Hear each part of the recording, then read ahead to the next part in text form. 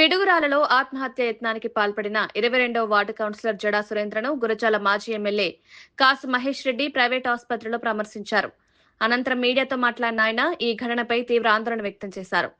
SC సామాజిక వర్గానికి చెందిన జడా సురేంద్ర గత కొంతకాలంగా మానసిక ఒత్తిడికి గురయ్యారని, ఆ పరిస్థితుల కారణంగానే ఆత్మహత్య యత్నానికి పాల్పడ్డారని ఆరోపించారు. పిడుగురాళ్ల సీఐ వెంకట్రావు, టీడీపీ నాయకుడు నల్లటి సుబ్బారావు వేధింపుల కారణంగానే ఈ ఘటన జరిగిందని ఆరోపించారు. పిడుగురాళ్లలో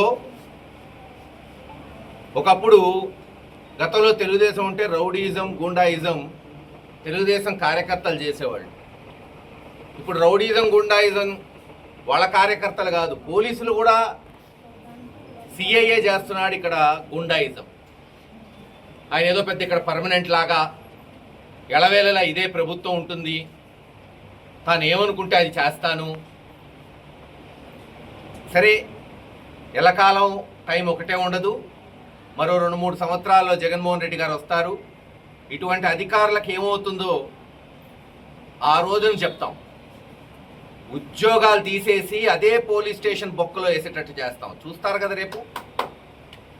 అన్యాయంగా పాపం యువకుడిని చిత్రహింసలు పెట్టి 2 సంవత్సరాల క్రితం అధికారం వచ్చిన వెంటనే, తెలుగుదేశం ప్రభుత్వం వచ్చిన వెంటనే 35 లక్షలు వసూలు చేశాడు ఈ సిఐ.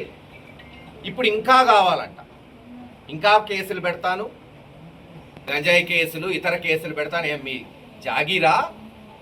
మీరు గొప్ప కేసులు పెడితే మేము పెట్టలేమా? అందుకే ఎస్పీ గారికి కంప్లైంట్ తీసుకెళ్తున్నా, ఖచ్చితంగా హైకోర్టులో కూడా కేసేస్తాం. ఇంక నుంచి ఎవరిని అక్రమంగా నిర్బంధించినా, ఎవరిని కొట్టినా ప్రైవేట్ కంప్లైంట్స్ పెడుతూనే ఉంటాం. ఈరోజు కాకపోతే రేపు పాపం పండిద్ది కదా. ఒకరోజు పండగ ఉండిద్దా? మీ ఇష్టం వచ్చినట్టు తప్పు చేస్తే ఎవరైనా సరే, ఏ పార్టీ వాడైనా, వైఎస్ఆర్ వాడైనా శిక్షించండి. తప్పు చేయకుండా మీరు డబ్బులు వసూలు చేసుకోవడానికి, ఇష్టం వచ్చినట్టు లూటీలు చేయడానికి, వైఎస్ఆర్సీపీ కార్యకర్తల మీద అక్రమ కేసులు పెట్టి డబ్బులు వసూలు చేస్తుంటే ఇంక ఊరుకునేది ఉండదు. ఖచ్చితంగా చట్టపరంగా కంప్లైంట్స్ ఇచ్చుకుంటూ పోతాం. ఈరోజు కాకపోతే రేపు జవాబుదారు అవుతారు. ఖచ్చితంగా మీరందరూ ఉద్యోగాలు పోయేటట్టు రేపు ఎంక్వైరీలు ఉంటాయి.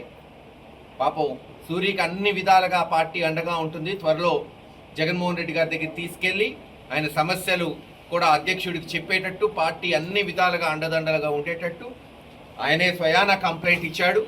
ఎస్పీ గారికి రేపు ఈ కంప్లైంట్ స్వయాన నేనే పోయి ఇస్తాను. ఒకవేళ చట్టపరంగా పోలీసులు ఏ యాక్షన్ తీసుకోకపోతే హైకోర్టులో ఖచ్చితంగా కంప్లైంట్ వేస్తాం. ఊరుకునే సమస్య లేదు. ఎంత దూరమైనా సరే పోయి ఇది తేల్చుకుంటాం. అవసరమైతే రాష్ట్ర నాయకులు ఇంకోసారి సూరి జోలికి వస్తే రాష్ట్రంలో ఉన్న ప్రతి వైఎస్ఆర్సీపీ సీనియర్ లీడరు పిడుగురాళ్లకు వస్తాడు, అండగా నిలబడతాడు. గుర్తుపెట్టుకోండి. ఈరోజు ఏదో కంప్లైంట్ ఇచ్చాడు కాబట్టి ఓ ఎస్సీయే కదా, డబ్బు లేనోడే కదా, ఏమన్నా చేద్దాం అనుకో. డబ్బు లేనోడైనా సరే, ఎస్సీలైనా ఆత్మాభిమానం ఉన్నోళ్ళు, వాళ్ళ కష్టంతో వాళ్ళు బతుకుతున్నారు. ఎంగిలి కూడికి ఆశపడి బతకట్ల వాళ్ళు ఎవరు. వాళ్ళ కష్టంతో రూపాయి సంపాదించుకొని బతుకుతున్నారు. లంచాలు తిని బతకట్ల వీళ్ళలాగా.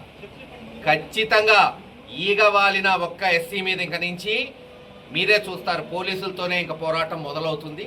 తాడో పేడో తేల్చుకుంటాం. ఏం పర్లేదు, ఎన్ని కేసులు పెడతారో మీరు పెట్టండి, అంతకు 3 పెడతాం రేపు. ఈసారి పోలీసులు దొంగ కేసులు పెట్టిన పోలీసుల మీద కూడా కేసులు ఉంటాయని తెలియజేస్తారు.